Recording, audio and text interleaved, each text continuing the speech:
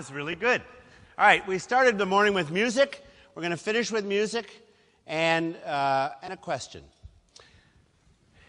Average office worker, all of you today, average office worker today gets 100 emails a day, minimum.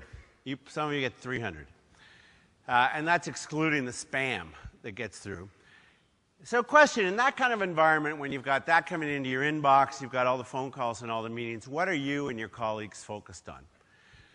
Second question is, what does the context of your workplace, how does it impact how you work, how you think, how you approach customers?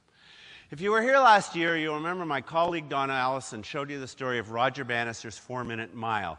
And the basis of that was the little voices inside our heads. And Henry Ford once said, whether you think you can or you think you can't, you're right.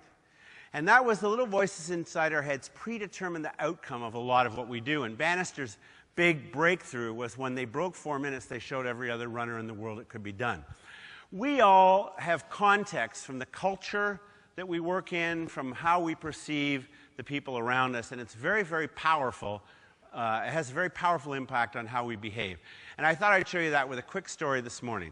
The Washington Post decided to do a test in 2007, and the test was around perception. So is this, you've seen this probably, is this an old woman or in profile, or a young woman looking backwards so you can see the back of her hair? Depends on how you look at it, how you perceive it. Is this two faces staring at each other, or is this a white vase? Again, it depends on how you perceive it. The Washington Post test was this. In 2007, a young violin player entered a metro station in Washington, unpacked his violin, and began to play. He was just a typical busker. Nothing unusual about this, and people began to come through the metro station on their way to work or on their way to whatever they were doing, and the young man just played away like every other busker does. Oh, not very much happened. They had a camera set up just to see how many people and what kind of people paid attention or didn't pay attention. And you'll see that as time went by, every once in a while someone would stop up at the pillar in the middle there. Typically not for very long. You'll see one gentleman shows up, stops for a while, goes away, comes back. Clearly he's waiting for someone. There he is. And on the young man plays. Over the course of the hour that he played, 2,000 people ultimately went through this metro station. And the one constant was every child that came through with their parents wanted to stop. And in every single case where that happened, the parents pulled the child on and said, we can't do that, we got to be somewhere, we don't have time to stop. So no one ended up stopping. None of the kids, ended up stopping. You'll see again, watch the crowds. Occasionally someone will come by and drop a little money in his violin case.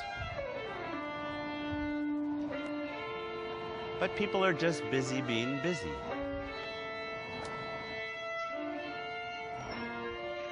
Until a woman stops, a woman in the middle with the white bags. And because she stops, some other people begin to stop because you see, well, she's paying attention. And you see that person up by the pillar stands there for a few minutes. A lady over by the door there on your left stops. A gentleman leans against the pillar. And the young violinist continues to play. And then he stops.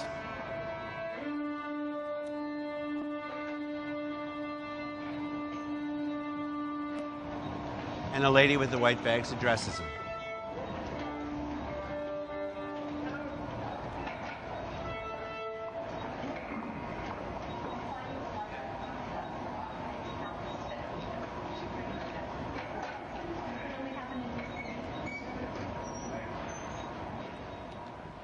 The woman with the white bags had recognized the busker as Joshua Bell, one of the greatest violinists alive.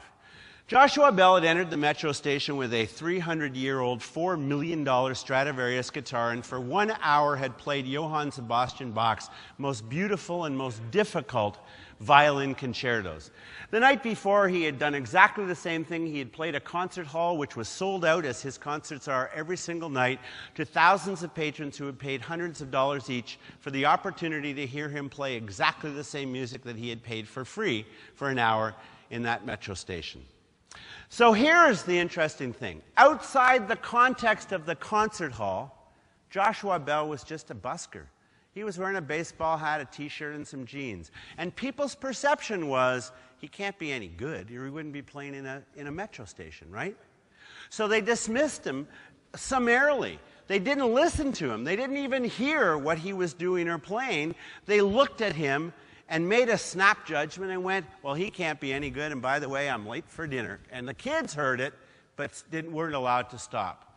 So my question to all of us about our workforces, our workplaces, and our attitudes towards our customers are, what are the perceptual boxes that we put them in?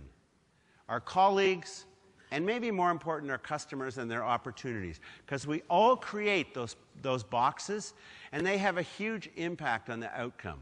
So I challenge you to look at those. What is the box you put around your people and around your customers? And I guess the second thought out of this is that if 2,000 people are too busy to stop for even a few seconds to listen to some of the most beautiful music ever written on one of the most majestic musical instruments ever built by one of the world's greatest living violin players, if we're too busy to just stop for a minute, what else are we missing? Because we're just busy being busy.